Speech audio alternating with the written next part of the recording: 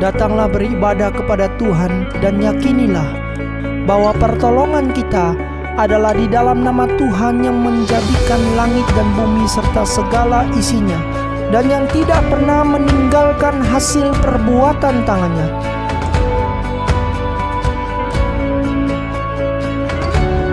Turunlah atas kita kasih karunia dari Allah Tritunggal, Allah Bapa, Allah Putra, dan Allah Roh Kudus.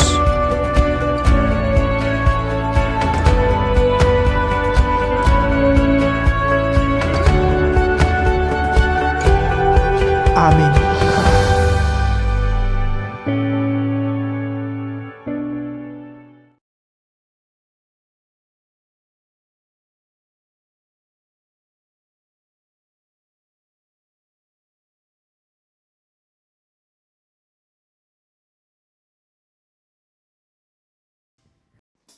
Shalom teman-teman, bersyukur pada hari ini kita bisa kembali beribadah dari rumah kita masing-masing.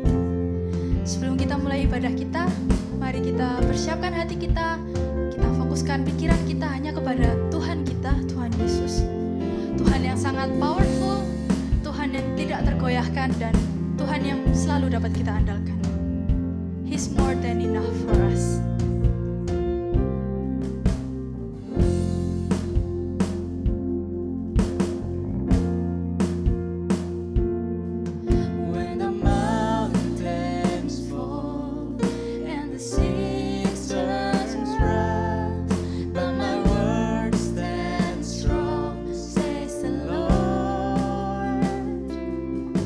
When the world gets tough, feel me broken.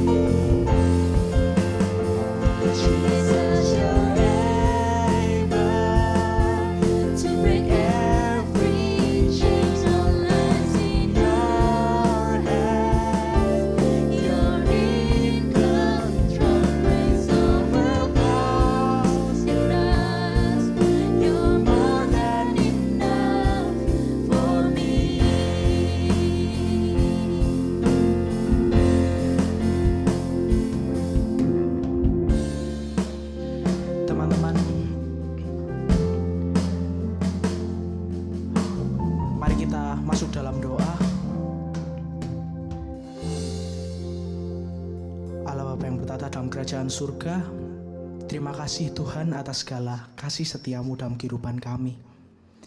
Kalau kami pada saat ini masih boleh mengikuti ibadah di tempat kami masing-masing, kami percaya itu semua karena kemurahan Tuhan juga. Oleh sebab itu Tuhan, kami mau serahkan ibadah kami dalam tangan kuasa-Mu Tuhan. Kau yang pegang tangan kami, Kau yang senantiasa menyertai kami dalam setiap langkah kami dalam kehidupan ini. Tuhan, biarlah kami memuji dan muliakan nama-Mu, dan itu juga boleh jadi suatu persembahan yang berkenan padamu. Dan kiranya juga kami boleh mendengarkan firman-Mu Tuhan dengan baik, supaya iman kami juga boleh bertumbuh dengan pengertian yang benar dalam Engkau. Terima kasih Tuhan, kami mau serahkan ibadah dan kehidupan kami Tuhan dalam tangan kuasa-Mu. Haleluya, amin. Kita mau mengucap syukur pada Tuhan kita karena kemurahan-Nya, kasih setia, dan berkat yang melimpah kalau kita boleh menikmati saat ini. Oleh sebab itu, karena kita telah dikasih oleh Tuhan, kita mau muliakan nama-Nya dan menjadi saksi bagi Tuhan kita. Kita dipilih dan dikuduskan untuk memberitakan perbuatannya. Sekarang saatnya bangkit nyatakan Yesuslah Raja pemenang.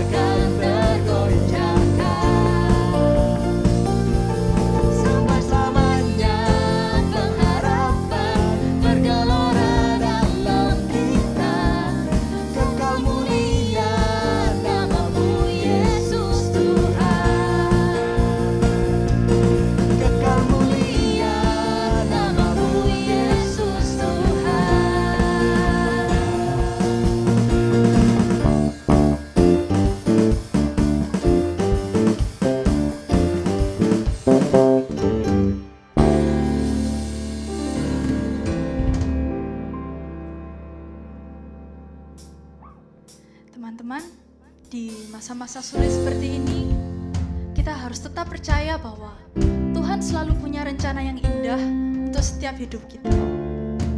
Karena itu, mari kita terus berharap kepada Tuhan, karena hanya dalam Tuhanlah sumber kekuatan kita, sumber penghiburan kita, sumber pengharapan kita.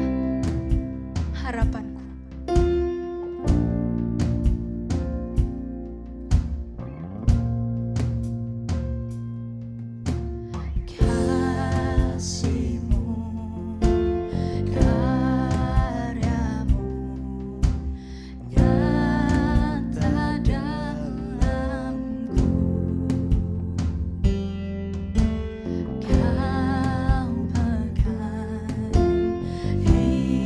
Hidupku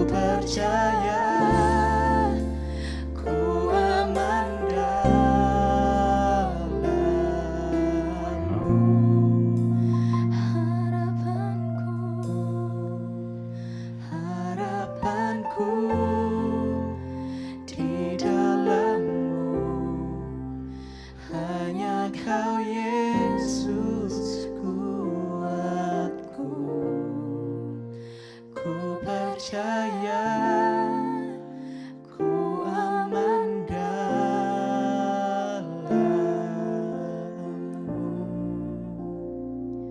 Kepada Koroki dipersilahkan.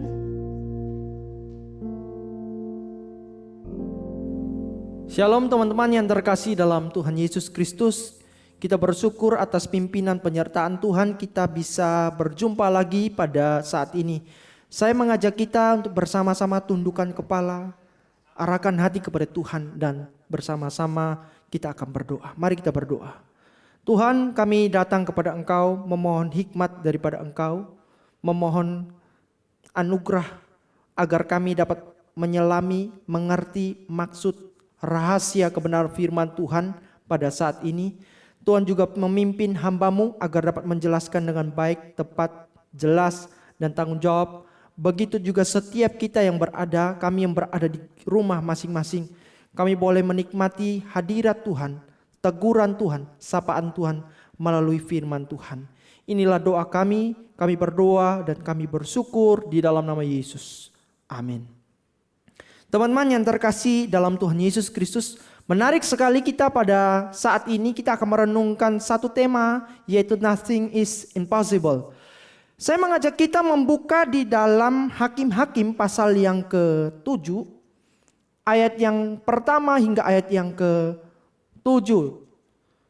Hakim-Hakim pasal yang ke-7, ayat yang pertama hingga ayat yang ke-7. Namun kita akan sangat fokus pada satu ayat saja yang menjadi dasar kita pada saat ini, yaitu ayat yang ke-7. Hakim-Hakim 7 ayat yang ke-7. Saya akan bacakan bagi teman-teman sekalian yang berada di rumah masing-masing. Lalu berfirmanlah Tuhan kepada Gideon, dengan ke-300 orang yang menghirup itu akan kuselamatkan kau.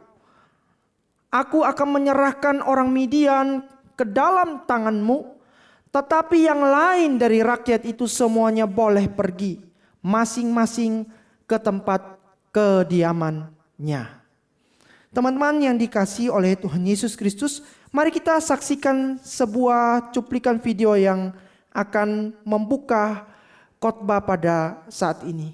Mari kita menyaksikan bersama. Adrian's true genius was how he got in people's heads. Don't come any closer. Hey! I'm not crazy. Please listen to me. You're saying the person trying to kill you is in the room right now, but we can't see him? He's listening. Where are you? Where are you? Show yourself! Come on! Do it! There you are.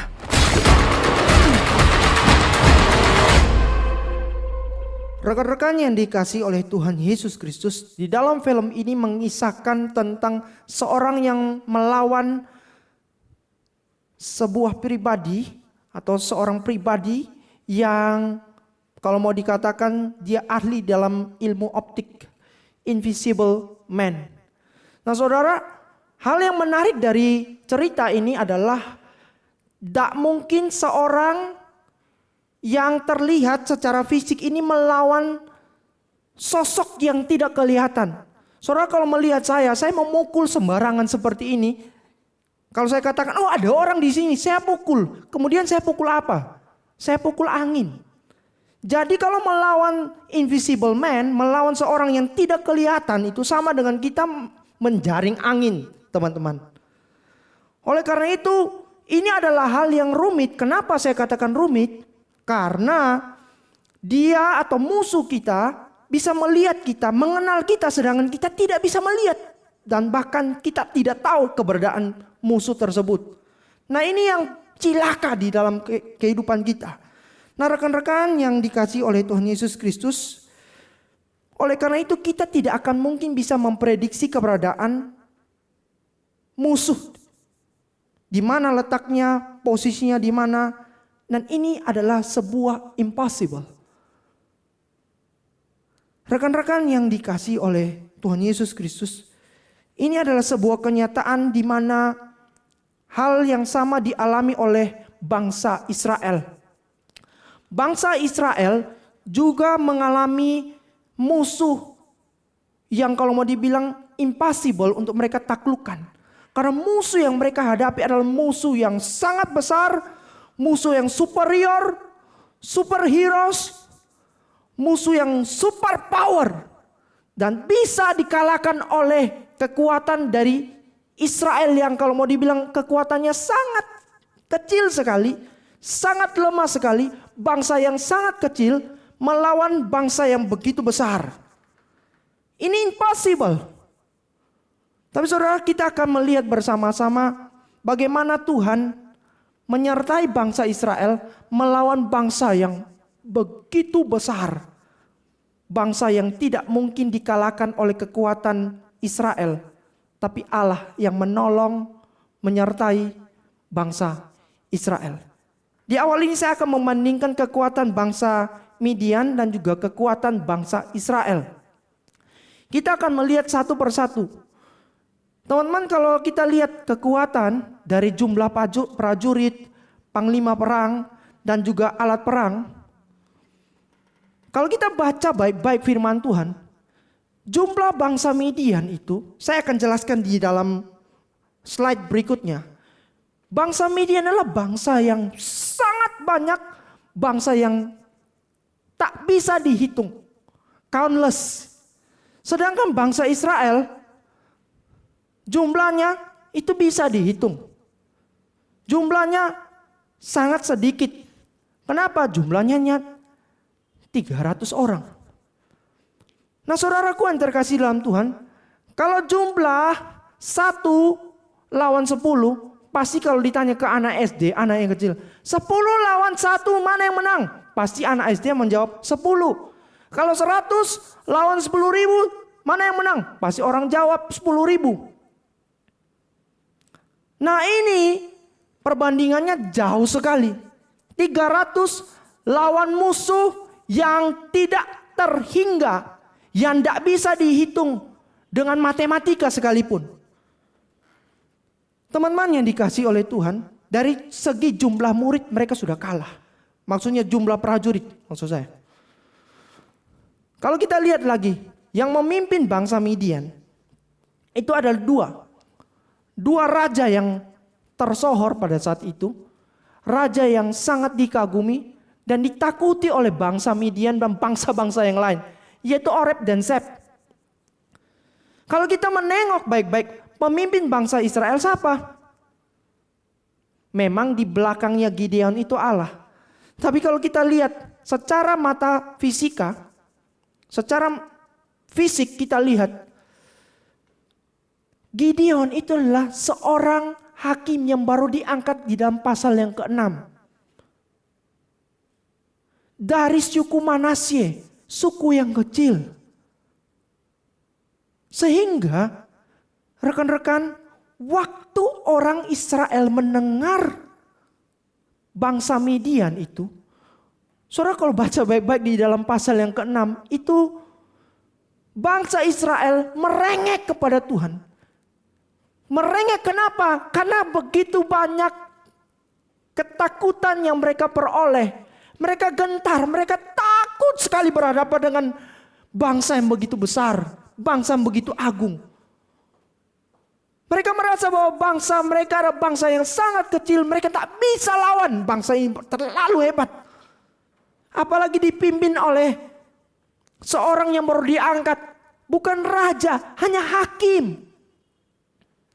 Bangsa Israel ketakutan sekali berhadapan dengan dua raja ini. Kemudian kalau kita lihat lagi alat perang. Saudara kalau lihat alat perang ini yang dipakai oleh bangsa Midian. Itu alat perang yang jelas sekali pedang pada saat itu. Ribuan tahun yang lalu orang menciptakan pedang sebagai satu-satu senjata yang paling top. Yang paling oke. Yang paling efektif untuk membunuh lawan. Dan itu atau pada saat itu sudah dimiliki oleh bangsa Midian. Kalau pedang lawannya apa rekan-rekan? Kalau pedang itu lawannya harusnya juga pedang. Kalau pedang lawan tembak, saya yakin tembak menang. Pasti. Tapi kita lihat bangsa Israel senjatanya apa? Bangsa Israel senjatanya obor. Saudara kalau mau pergi perang, kita lihat orang bawa nuklir, orang bawa bom atom, orang bawa pesawat tempur, ada kapal perang induknya. Waktu kita lihat kita sudah gentar dan takut. Nah ini bangsa Israel bukan bawa pedang pada saat itu, bukan bawa kuda. Mereka bawa apa? Mereka bawa obor. Ngapain? Mau karnaval di jalan? Kagak. Mereka bawa obor. Kemudian ini mereka bawa sangkakala. Sangkakala itu alat apa? Alat untuk memuji Tuhan. Bukan alat untuk berperang. Kalau pedang lawan sangkakala mana yang menang? Pasti pedang. Mereka bawa sangkakala. Nah saudaraku yang terkasih, tadi saya meremehkan atau saya menceritakan kelemahan-kelemahan Israel yang tidak mungkin melawan bangsa yang begitu hebat, bangsa yang begitu luar biasa. Sekarang saya balik. Itu kan baru prediksi. Sekarang saya balik. Realnya seperti apa? Mereka bawa pedang bangsa Midian. Tetapi bangsa Israel bawa sangkakala. Ngapain itu sangkakala? Sangkakala waktu itu kalau saudara baca baik-baik. Itu ditiup. Saat mereka berperang mereka hanya bawa sangkakala. Waktu mereka tiup sangkakala, bunyi sangkakala itu. Bayangkan Alkitab mencatat bahwa orang Midian itu waktu mendengar bunyi sangkakala itu. Mereka kacau balau. Yang satu Tuhan mengatakan, firman Tuhan mengatakan ambil pedang kemudian menusuk, bukan lawan, menusuk temannya sendiri. Jadi pedang mereka ambil saling tusuk menusuk. Teman makan teman. Hanya dengan bunyi apa? Tuhan membingungkan mereka dengan bunyi sangkakalanya orang Israel. Setelah mereka saling bunuh-membunuh ya mereka kalah mati. Setelah mereka mati kita lihat dua rajanya mereka bertahan atau enggak deh. No, enggak bertahan.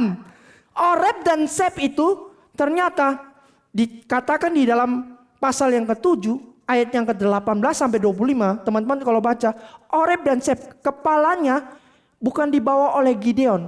Tapi anak buahnya Gideon itu memotong memenggal kepalanya Oreb dan Seb di bawah. Dibawa ke Gideon.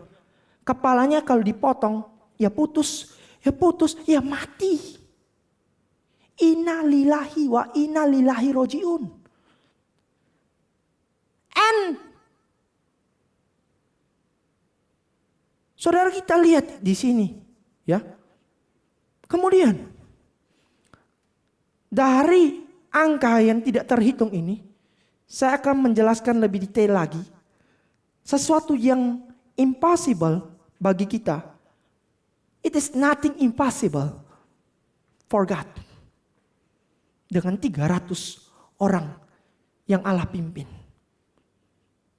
Karena saya yakin waktu Allah memilih Gideon, Gideon juga sangat ketakutan pada saat itu. Gideon sangat ketakutan. Tapi Allah yang backup di belakang.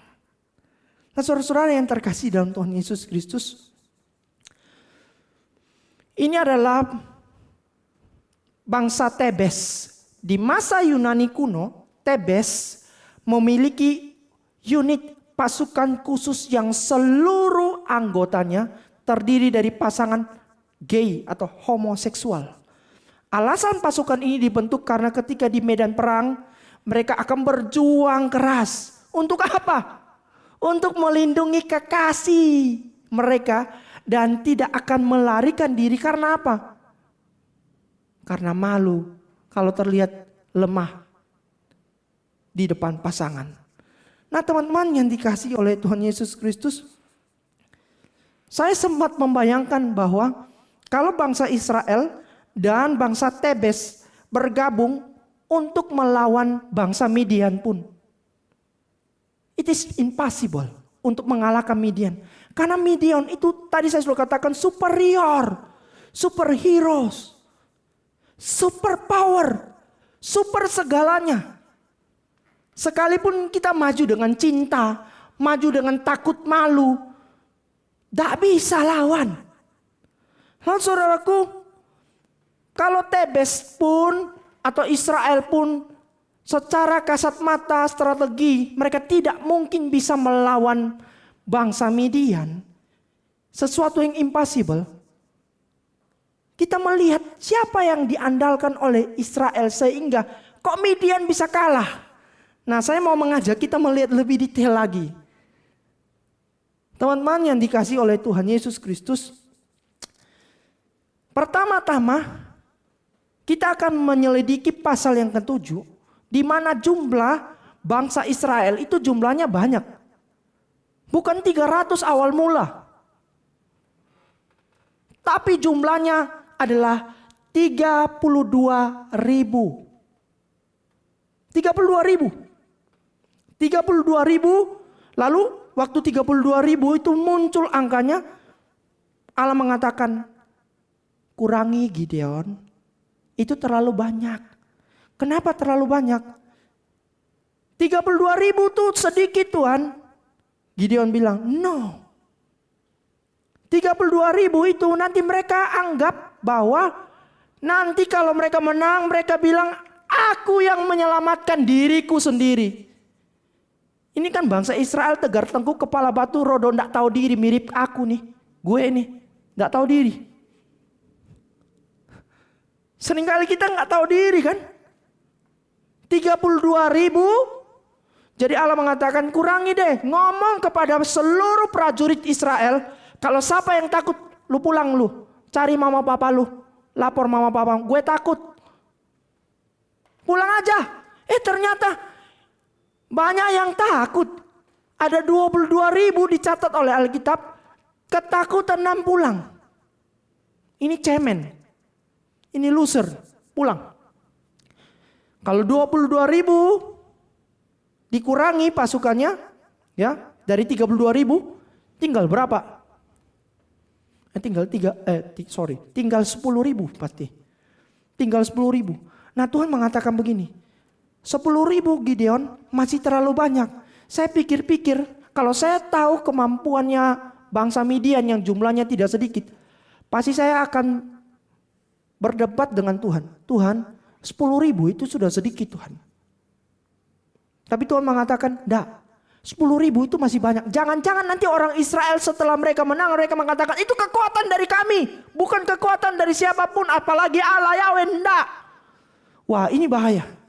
Jadi teman-teman yang terkasih dalam Tuhan. Tuhan mengatakan begini. Saring. Orang Israel caranya gimana? Caranya gampang.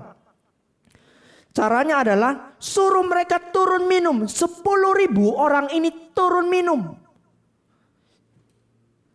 Maka mereka turun minum. Lalu saring. Ada orang yang minumnya seperti ini. Kayak orang kehausan. Dipukul begini ya habis. Mati. Itu enggak usah dipakai. Tapi ambil prajurit-prajurit yang pintar. Yang membawa air dengan tangan mereka. Mencedok air dengan tangan mereka. Ambil baik-baik. Mereka minum. Waktu mereka minum mereka lihat kiri kanan. Mereka berjaga-jaga. Nah yang membawa air dengan tangan ke mulut untuk minum. Jumlahnya hanya 300 tentara. 9.700 tentara yang meminum air seperti anjing. Dieliminasi. Tuhan mengatakan, nah 300 ini yang aku pilih untuk kalahkan bangsa Midian.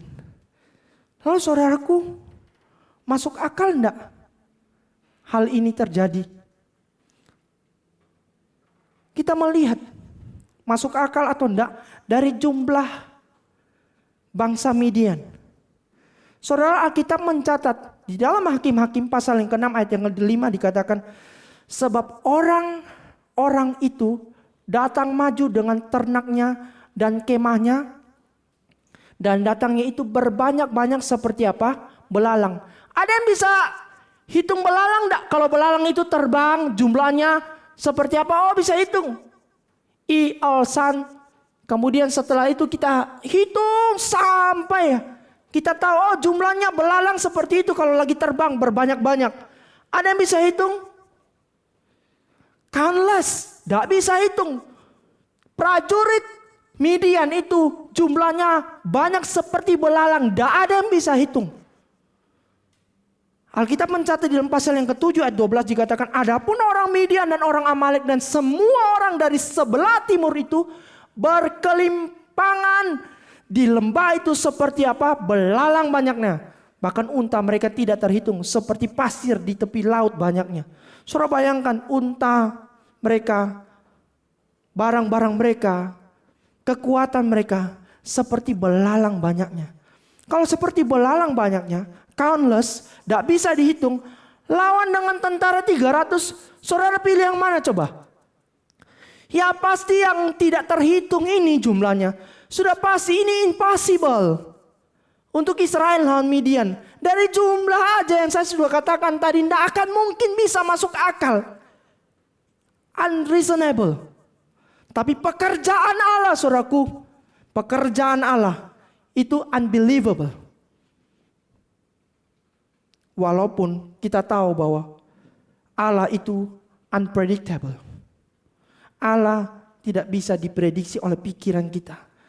Tapi kenyataannya Allah melakukan lebih dari apa yang kita duga. Yang tidak pernah dilihat mata. Yang tidak pernah dijangkau oleh pikiran itu.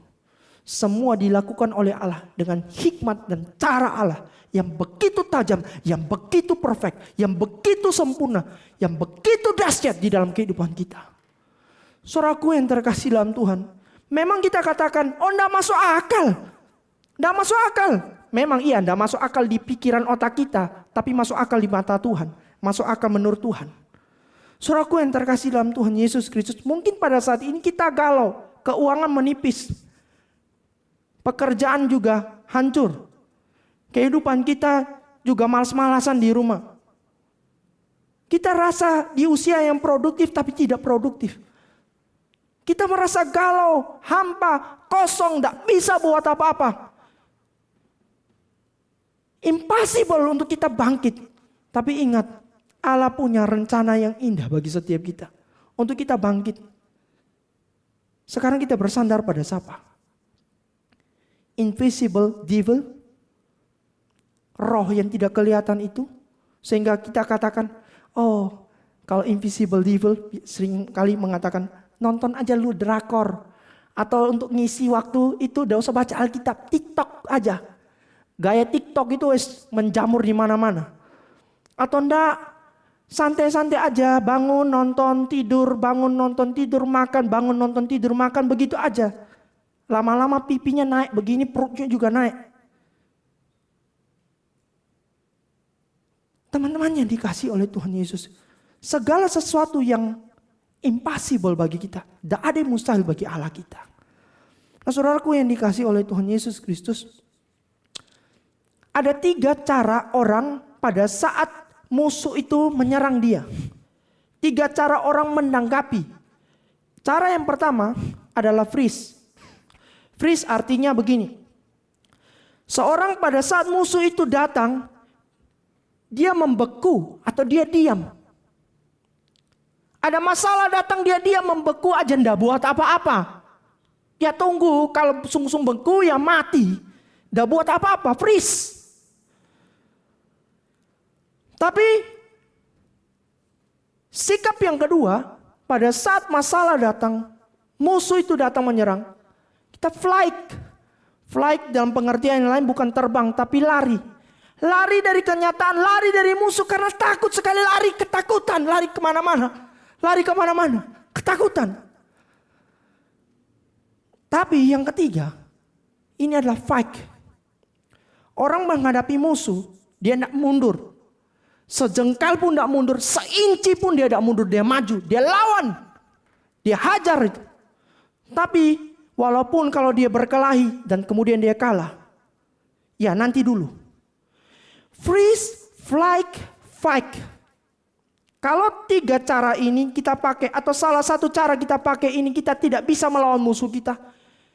Kalau itu impossible, lalu kita pakai cara yang apa? Saya usulkan kita memakai F yang berikutnya, yaitu faith. Beriman penuh kepada Tuhan. Itu cara yang paling jitu. Karena tidak ada sandaran yang paling kokoh di dunia ini selain sandaran kepada Allah. Allah pencipta kita, Allah yang maha kuasa. Allah yang mampu melakukan segala hal di luar dari dugaan kita. Allah, kita ada Allah yang sempurna. Allah yang merancangkan yang paling baik bagi setiap kita. Rekan-rekan yang dikasih oleh Tuhan Yesus Kristus, ini kisah nyata Joan Murray. Pada tahun 99, ia merupakan skydiver. Pada saat terjun, parasutnya gagal terbuka. Ia terjun dari langit dengan kecepatan 128 km per jam.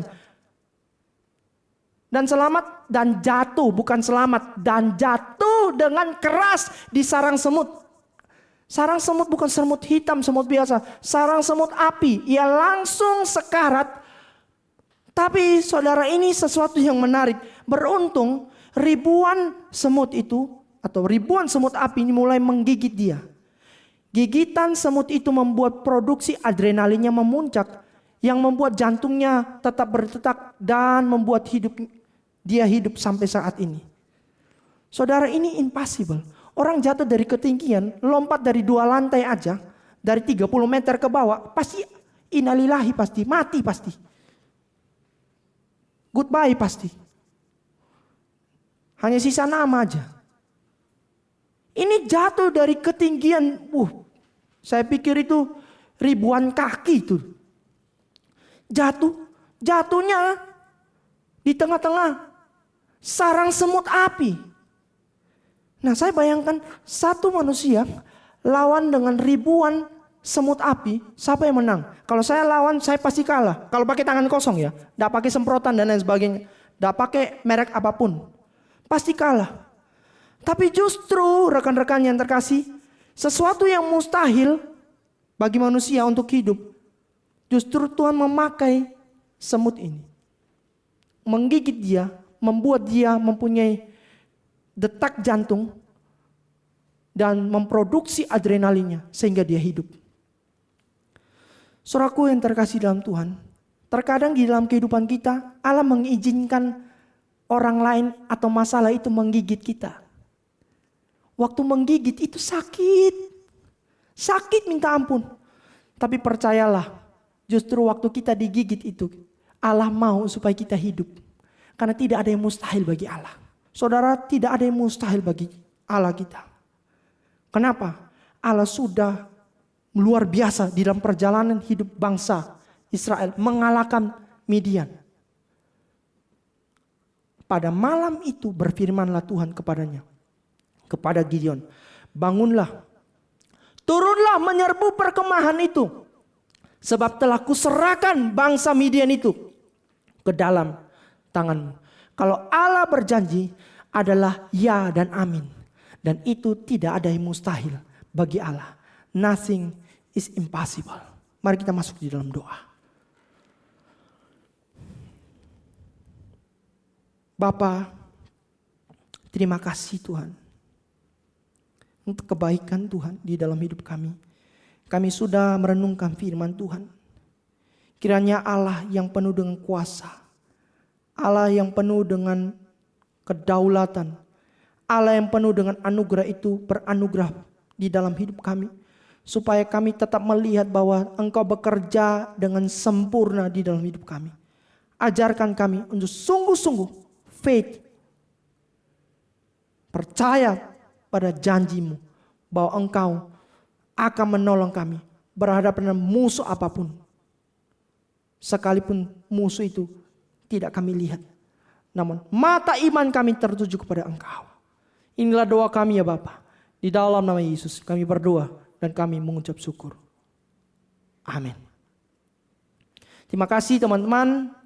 Tuhan memberkati kita semua. God bless.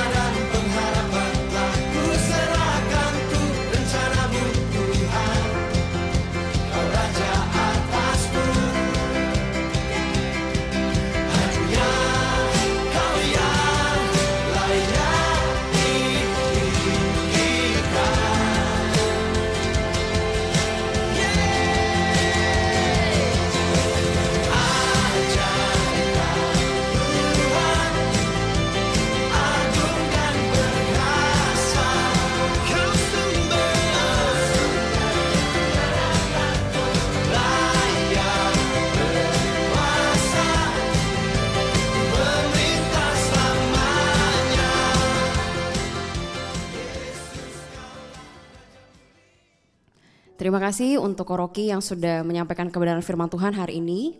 Kiranya melalui kebenaran firman Tuhan hari ini kita bisa mengamini bersama bahwa kita hidup karena iman, kita berjalan dalam kehidupan kita dengan iman, meskipun banyak hal yang kita rasa kita mustahil untuk kerjakan. Tapi kita mengingat bahwa Tuhan Yesus mati bagi kita, menebus kita, memberikan keselamatan, itu bukan cuma-cuma, bukan hanya cuma-cuma, tapi that's powerful for us untuk kita bisa hidup oleh iman. Mari saat ini dengan keyakinan kita kepada Kristus kita mau menyampaikan doa kita. Mari kita berdoa. Tuhan, pada saat ini kami mau mengangkat segala harapan kami kepada Engkau. Engkau yang mengatakan bahwa kami bisa hidup karena iman. Kami tidak mungkin hidup dengan hanya sekedar melihat. Tapi Tuhan, untuk mengerjakan iman itu kami tidak mungkin tidak dengan anugerah Tuhan. Untuk itu kami memohon Tuhan belas kasihan-Mu supaya Engkau sendiri Tuhan yang menganugerahkan kami iman itu. Supaya kehidupan kami bisa kerjakan dengan anugerah iman yang Tuhan berikan. Nah, salah satu Tuhan mungkin masalah yang terus-menerus kami hadapi di saat-saat ini adalah problem dengan keluarga kami. Dengan kami harus karantina di rumah, kami secara real melihat bahwa kami punya banyak masalah keluarga. Kami punya banyak masalah untuk kami bisa deal dengan anggota keluarga kami. Dan kami tahu Tuhan, Engkau mengerti betapa susahnya kami. Untuk itu Tuhan, kami memohon Engkau yang memberikan pemulihan Tuhan di tengah keluarga kami mungkin Tuhan yang sangat struggling untuk bisa mengasihi, yang sangat struggling untuk bisa mengerti problem anggota keluarga kami. Kami mohon Engkau yang intervensi Tuhan, membuktikan bahwa Engkau memang Allah yang mengerjakan kemustahilan itu. Sehingga Tuhan kami bisa mengamini bahwa benar Engkau Allah Immanuel yang tidak melanggar janji-Mu sendiri Tuhan. Dan Tuhan, saat ini juga kami datang berdoa. Kami tidak lupa Tuhan untuk kami bersyukur untuk teman-teman kami yang sudah bisa lulus dari SMA, dari SMP. Kami bersyukur Tuhan untuk masa studi yang mereka boleh lalui. Terima kasih Tuhan, Engkau yang sudah menyertai mereka dan mereka siap untuk masuk kepada fase selanjutnya.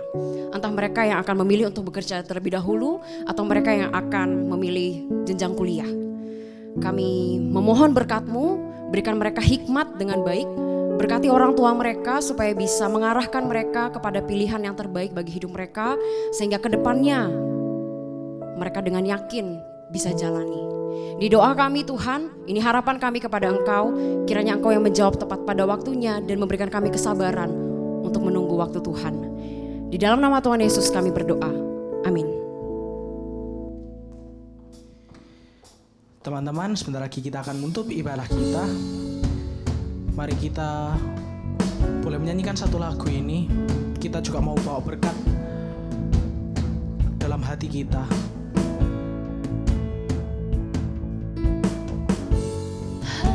Hembuskanlah nafasmu, penuhiku.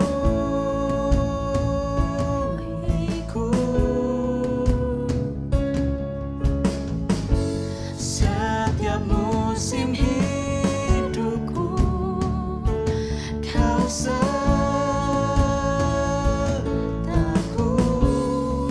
Ku arahkan mataku padamu, segenap jiwa dan hatiku berseru.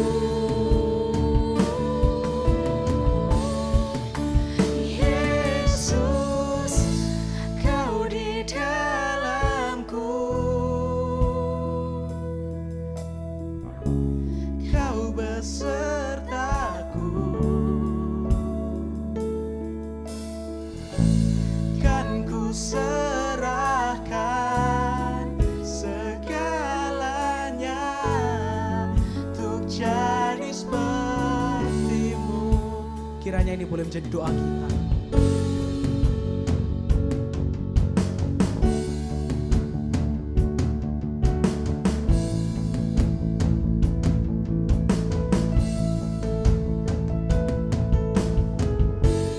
Bukan lagi ku hidup untuk diriku,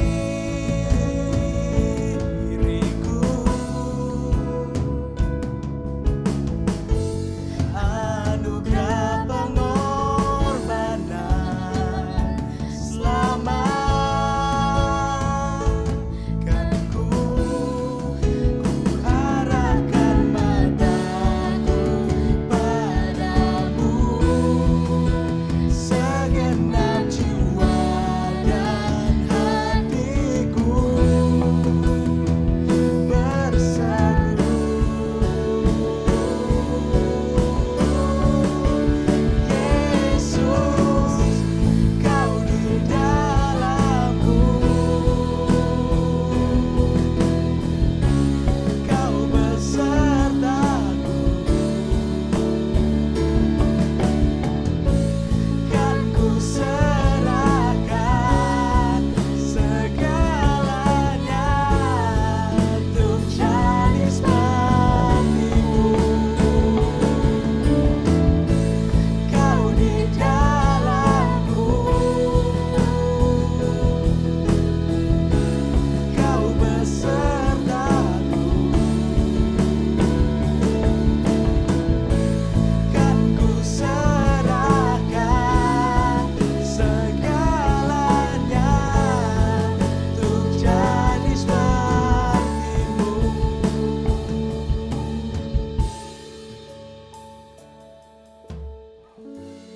Setiap musim hidupku, Kau sertaku.